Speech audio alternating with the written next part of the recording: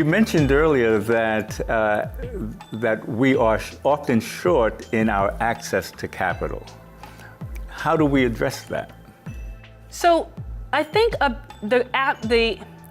being short on capital, I think is twofold. So on one side of the coin, are we getting the lending from the banks that our community is entitled to compared to other communities? So what's our relationship with the banks?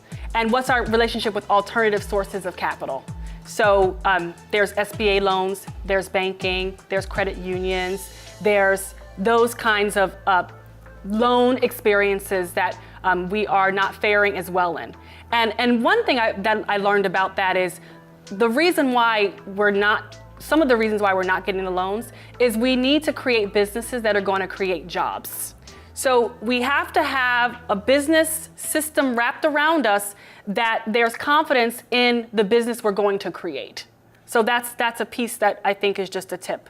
But the other side is too, the mindset of you can start a business with other people's money. You can start a business with investors. You can start a business with another way of getting to capital, your investor playbook, which is in the book. So I look at a mindset around starting a business with what are your funding sources and having an assessment of that and what's best for you. I've long learned that a good business is not necessarily, a good idea is not necessarily a good business.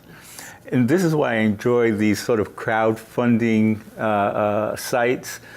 If you think you have a good idea, put it into crowdfunding. If it's not supported, then it may be a good idea, but not necessarily a good business. I agree with you. And one thing I'll put my lawyer hat on with respect to crowdfunding your idea, make sure you protect it.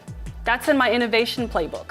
Making sure we're protecting our ideas, because if you're not protecting them, then you're not able to exploit them in ways that you should have the right to as an owner of your idea.